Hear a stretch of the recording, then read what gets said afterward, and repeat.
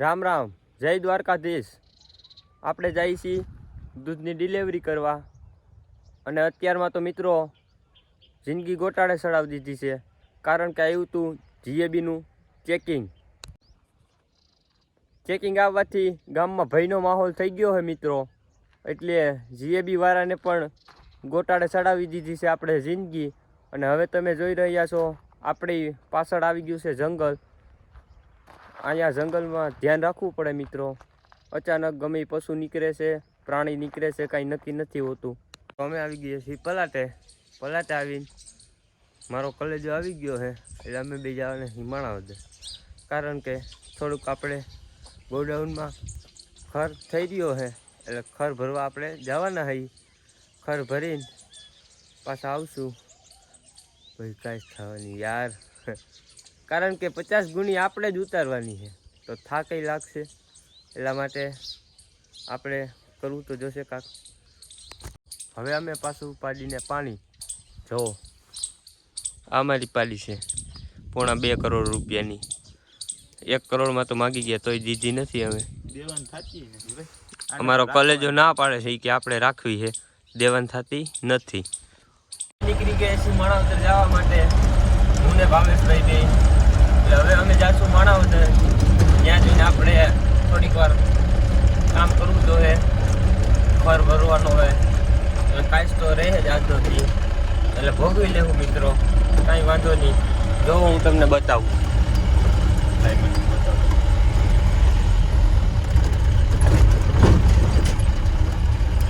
હું ને ભાવેશભાઈ અત્યારે આપણે ગાડીમાં ખર ભરાઈ રહ્યો છે, તમે જોવો છો। આ છે લોડર, અહીંયા આપણે સટો મારેલો છે, અને આ ગાડી તો આપણી ભરાઈ ગઈ છે, અને અંદર કામકાજ ચાલુ છે।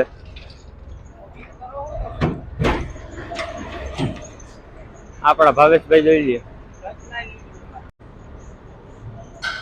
આ બધી ખરની ગુણું છે, અને આ મિલ કહેવાય, મિલમાં પણ કામ ચાલુ છે। આ લોકો અહીંયા મજૂરી કરી રહ્યા છે,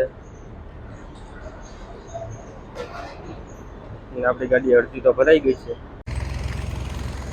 કોઈ પણ મિત્રોને ખર લેવો હોય અને ખર માટે કોઈ પણ જાતનું કામકાજ હોય તો કોન્ટેક કરજો અમારો, અમે તમને ખરની ડિલિવરી કરી આપશું। આ છે અમારું ક્રિષ્ના મિલ, જોઈ લો તમે।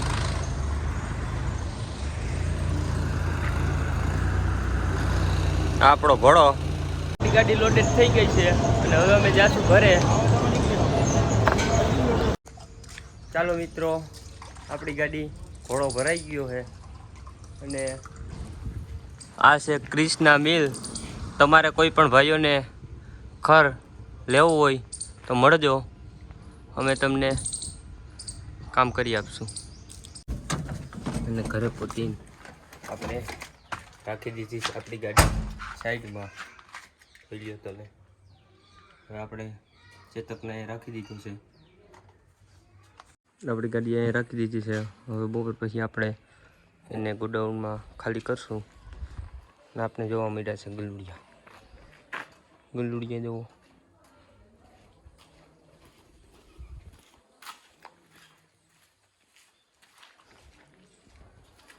ગુંડુડિયા અટાણે પેટ પૂજા કરે છે, અને કૂતરા બાંધે છે, એટલે આપણે કૂતરાને પકડવા જઈએ છીએ।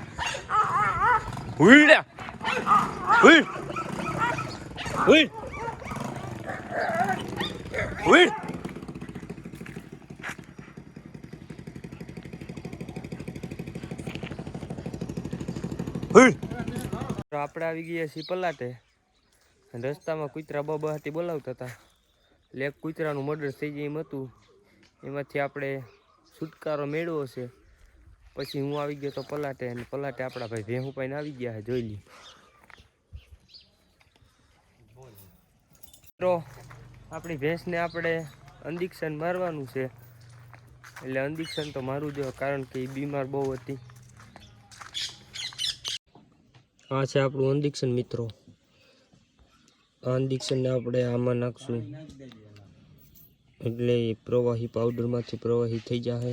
પછી આપણે એને આમાં ભરીને ભેંસને મારશું. ઇન્જેક્શન થઈ ગયું છે તૈયાર અને એ આપણે મારશું આને. તો ચાલો મિત્રો હું મારતા બોલું છું. આ પેલા સોય નોખી કર આમ કરી